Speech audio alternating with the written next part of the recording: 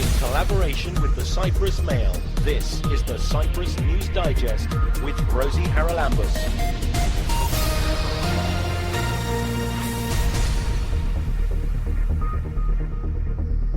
Coming up on this week's Cyprus News Digest, as several infrastructure projects in our capital city, Nicosia, have been completed, prepare for the next phase, and it involves one of our main arterial roads, Macarios Avenue. We'll be talking to the mayor. All the project will take 2 years, but Macarios Avenue approximately, I think the target would be to be almost finished by next year's Christmas, maybe 2-3 months after that, but to be functional before Christmas. And we're joined by the head of the Department of Forests to continue last week's discussion about the seemingly unregulated felling of our trees. There were trees there which could have been saved. There were trees that could have been cut. For example, there were acacia there. Trees. So the big trees, we should always make an effort to save the big trees, as you said, because you need some shade.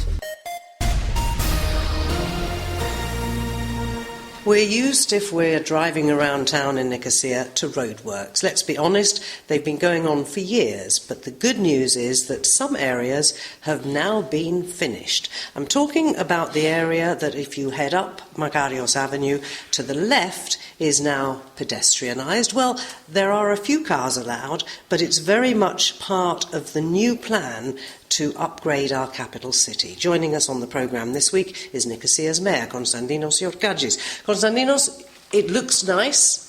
It'll take a little time, I guess, for the trees that have been planted to grow and give the shade that I know you want.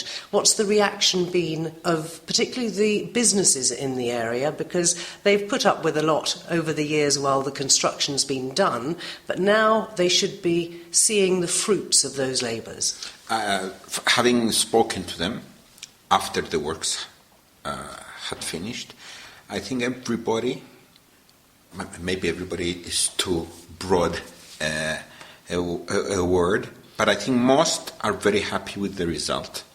And if you visit on any afternoon the area, you will see that the increasing number of people are visiting the area, either to stroll around, see what happened, and slowly start shopping. As you know, we're still under the big crisis of COVID-19, and I think people are a little bit hesitant still, but hopefully things will improve shopping-wise. I mean, I would like also to say that a lot of roadworks have finished. If you know where Kallipolio Street is, that was inaugurated only 15 days ago. Omiru was opened for pedestrians and for traffic. And very soon, Kyriakos Matsis Avenue will finish. These works, including the one that you mentioned, Stasikratos, and now Macariou that will start, have their main purpose is to create, together with all the pavements we are building in neighborhoods, to create a network of pavements. And I think this is the only way to motivate people to start walking more. When I was elected mayor, whenever I said we need to create more pavements, we need to get, in order for people to start walking, everybody would say, but Cypriots don't really walk. They go there, they use the car to travel. So it's a catch-22. Somebody must make the first move. And I thought, do you know the movie? If you build them, they will. If you build it, they will come. So I said, at the state, the municipality, needs to make the first move, the first investment, if you wish. So we've been building pavements. We already completed approximately 140 roads in neighborhoods in Kaimaklia, Ios Andreas, Agimologites, Palluriodissa. With bicycle lanes? No. These we're talking neighborhood roads.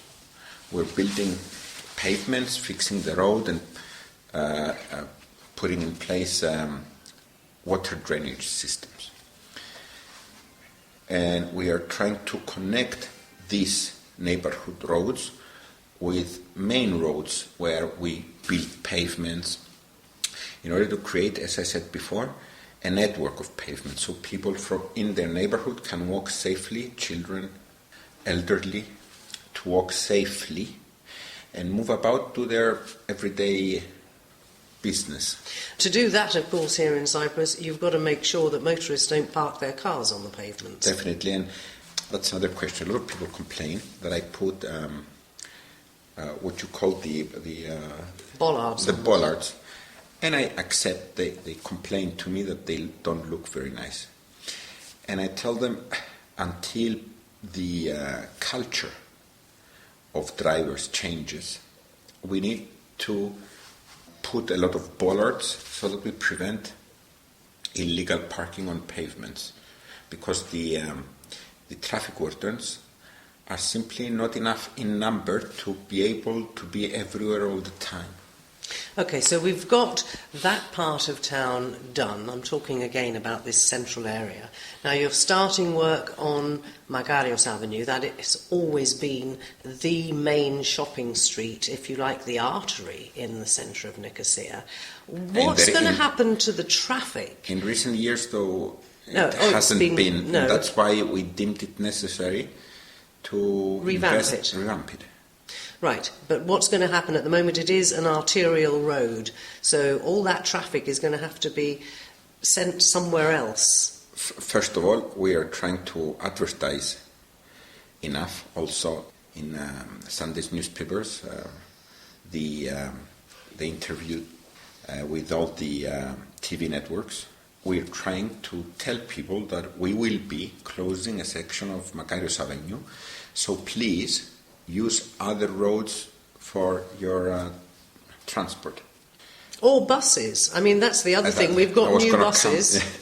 Number two, it would be very nice if people started using the new buses. And number three, we have made provisions, but I cannot name them all right now. I mean, I need to be reading them, where traffic should be. If you visit Macari with the car, there will be signs to tell you which way to go and what's closed. The other problem. Let's clarify what is being closed from the police station to just before the very, very tall tower, the 360. The Capital Plaza. Yes. Okay. So that's going to be closed first. Correct. For how long? For 13. The total work is 13 months. At some point, we will start the second section once cars are allowed to go through the first section. What's going to happen to all the shops in that area? Because they're going to suffer, aren't they? They will have access to their private pavements. I don't know if you know the difference. Most of the pavement that you see is separated into a private pavement. The ownership rests with the owner of the shop, and public pavement. Sometimes it's very visible which one is which. Sometimes it's not. The private pavement will not be touched until most of the work will be finished. So there will be always some pedestrian access to the shops. And once the time will come to move on the private pavement, that will be done very, very quickly, because there are no public services under the private pavements. That's something we learned while doing the first section, the Cyprus, where we made the mistake when we started, and we started working on all pavements, and we corrected. We learned that was a very small detail that was extremely important to the shop owner. That since then we adjusted. Also, we adjusted during the works in Cyprus Street, but we ensured the shops now will have pedestrian access through their private pavements. Now, what's going to happen from the police station up to where Gallipolios, for example, joins? That's going to stay as it is, two-way traffic? Right now, nothing. As it is. Yes. Right now? Does that mean in the future? You don't have any plans? I don't know of any plans. So when might we expect to see the whole of Macarios finished? Christmas next year, approximately. And it's on Macarios Avenue. Yes. Yes, because the particular project involves also Leventis Street and 6 other smaller streets that, what you call it? So join Macarios.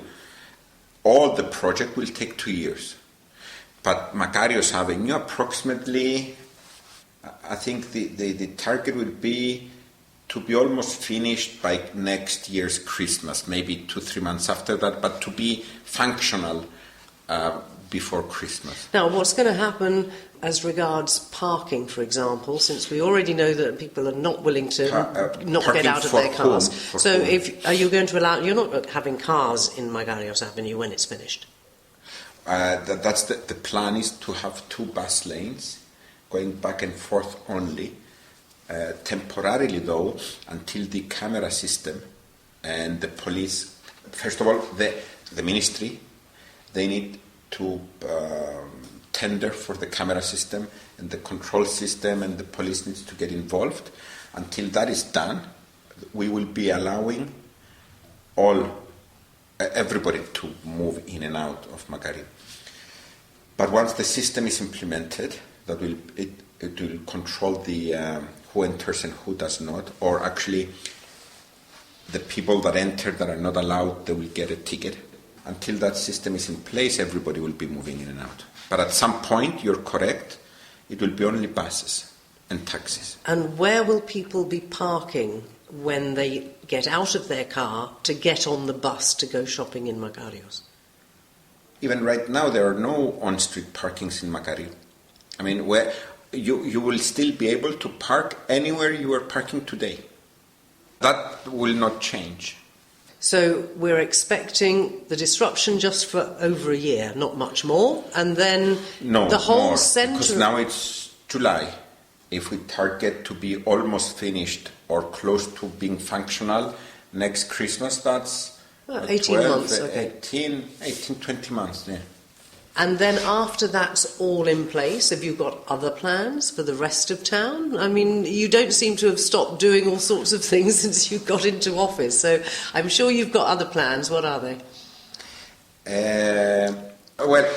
I think something that you will see anyway, we will tender in a month the old Gasipi.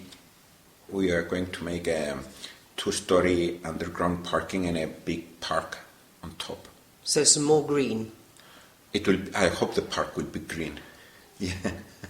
Not the easiest thing in our climate, but anyway, those trees in the air. It doesn't mean it will be grass. I mean, it will be green. Trees and it will be. I mean, it's a wonderful project. I think it's going to cost around 20 million. Big project. It will help the parking in the area because it's walking distance from Stasi Gradu, for example. And I think it will be a very nice little park. I also think it will complement very nicely the theatre, which is a wonderful building, but it's lost when you see the car park and the dirt with the dirty car park under it. I think once that becomes a beautiful park, green, and all the parking goes underneath, I think also the building of the theatre, the Thok building, will become... people will notice it more, I think. And enjoy it, hopefully. That is our Nicosia Mayor, Konstantinos Yorkagis, talking about all the improvements that are being done to the centre of Nicosia. In collaboration with the Cyprus Mail, this is the Cyprus News Digest with Rosie Haralambous. On last week's programme, you may have heard us discussing the pretty uncontrolled felling of mature trees across the island. So this week, we're with the head of the Department of Forests, Haralambos Alexandrou to find out why this is happening and any suggestions he may have as to how it can be better controlled. Haralambos, from the people I spoke to last week, it seems that the forestry department is often the last people to be contacted when there are proposals, let's say, to clear a site for development or whatever else. And that seems to me illogical. You should surely be the first people to go and assess whether trees do actually need to be cut. Yeah, I think that you spotted exactly the, let's say, the weakness of the whole procedure to have the permits for the different developments. During this process to examine and issue the permits for developments, when there are trees protected by the forest law, the Department of Forest must be conducted during the process of issuing the license. But it's not. Let's be fair and let's say most of the cases the Department of Forest is conducted, but there are some cases where we are not conducted, and when the time comes for the contractor or the owner of the development wants to get a permit to cut the trees, comes to the Department of Forest and asks for the permit to cut the trees. So you understand that we end up in a situation where the owner has the license To build, but at the same time it doesn't have the license to cut the trees. You understand how difficult it is at that time to handle such a cases. I do. That's why I'm suggesting that the first port of call before a building licence is issued should be the forestry department and the town planning, so that together you can inspect a site and say these trees are protected, you can only cut those trees, and then if he doesn't want to build because it doesn't fit in with his plans, or he makes plans to accommodate the trees in the building suggestions. Things are always easier when you start discussing things right from the beginning. Because during this process, without taking a position against the development, not taking a position save all the trees, but you start. First of all, if there is a big development, then there is always a term there to have a green area.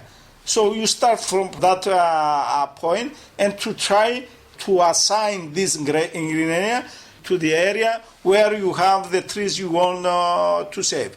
And then later you can see what are the trees that must be saved. Because some are protected, aren't they? And then you try to accommodate even the plants.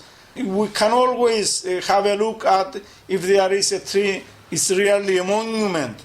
If the tree is really a monument, then we must find the ways to protect it.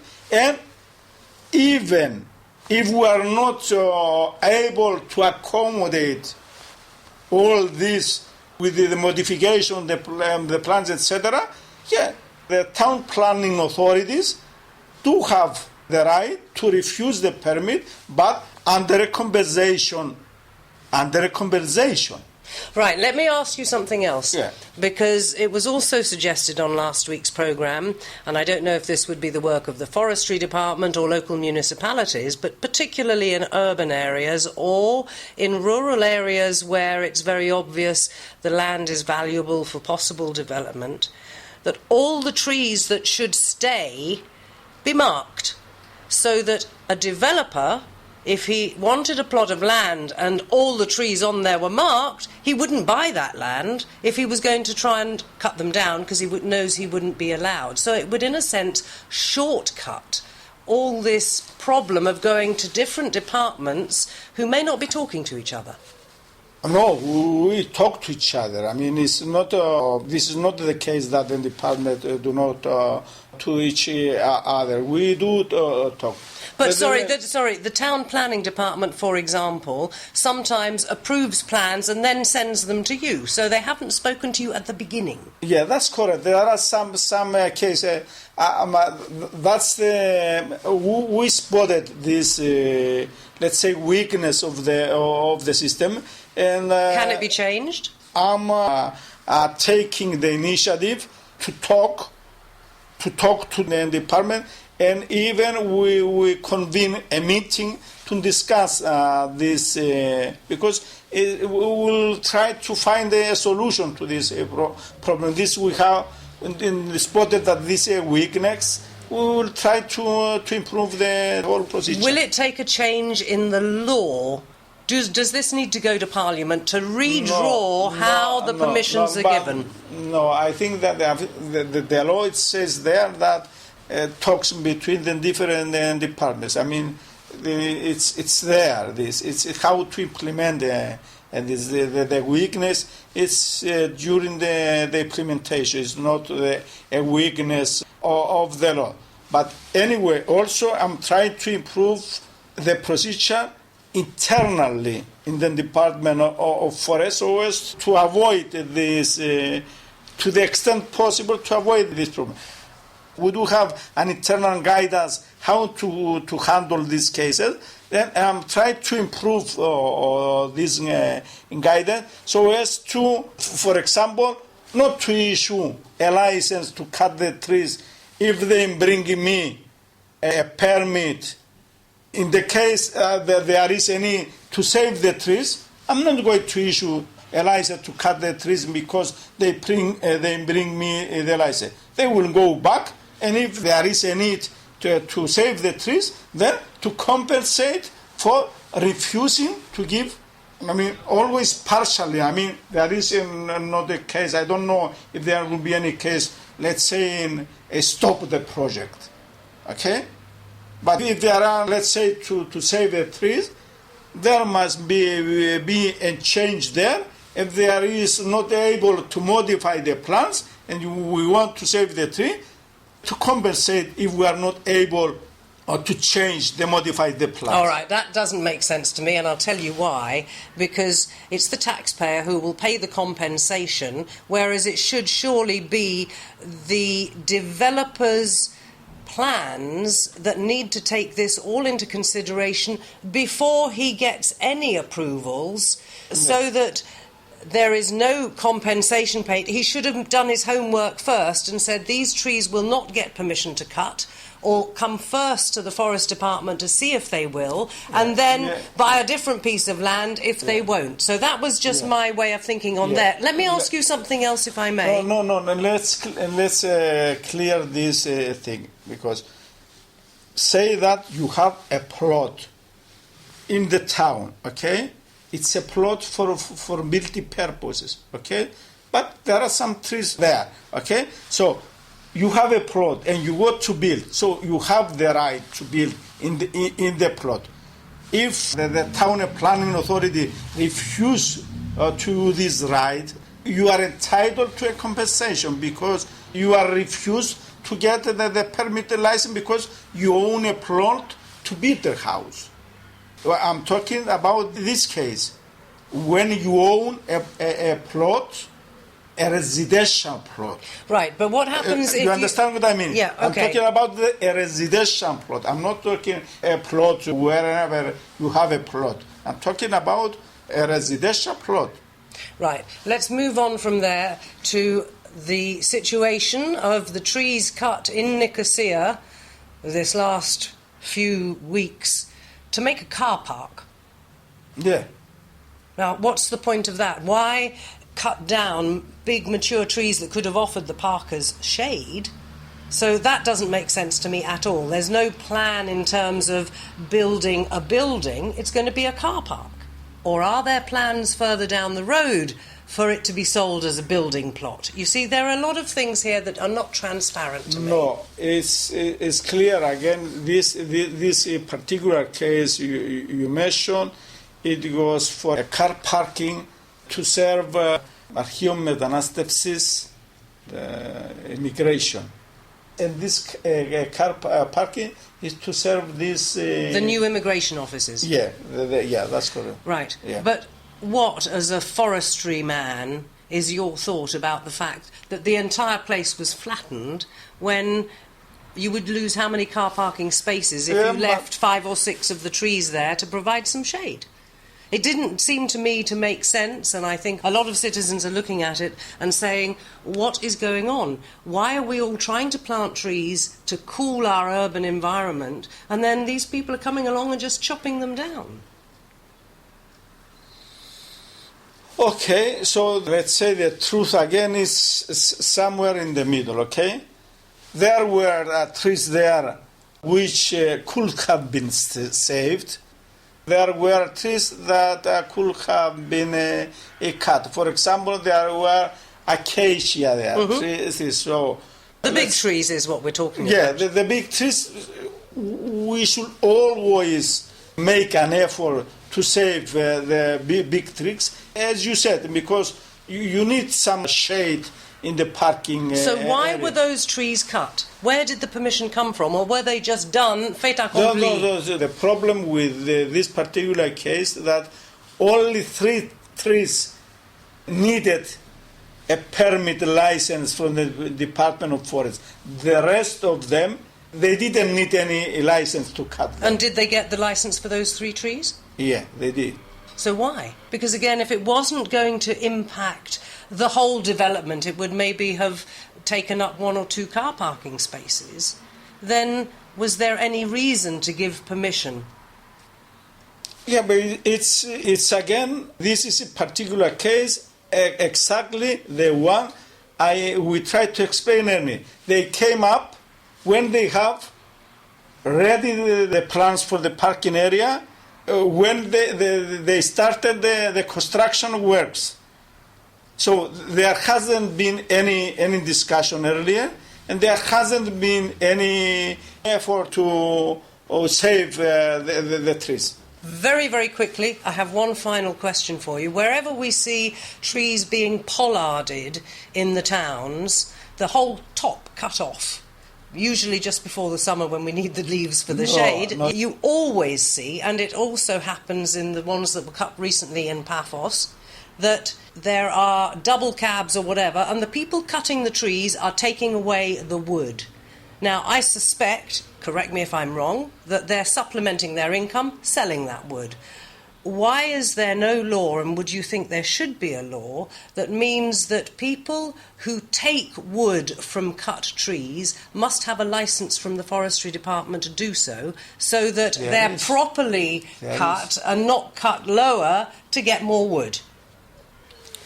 So, first of all, we should say that you don't pollard trees during the summer.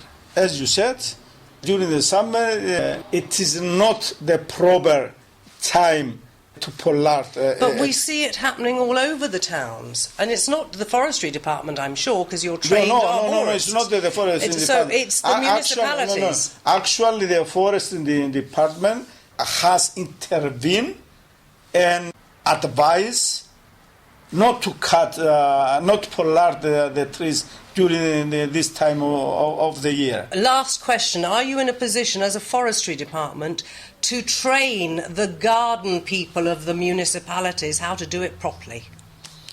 Yes, I think that it's... you know that in the municipality they employ also experts there. So what is needed is to explain for forest trees in the cities, or to prune them. How to prune them. Yeah. Is that something you might consider doing so that all the municipalities and communities who have garden staff have them trained to do the proper job? I think that is take this initiative we mentioned earlier to see the procedure about the permits to bring it to the attention of this point as well. Let's hope that things will change somewhat and our greenery, our trees, some of them monuments, many of them hundreds of years old, will be saved rather than go under the bulldozer for yet more concrete. Our thanks to the head of the Department of Forests, Charalambos Alexandrou.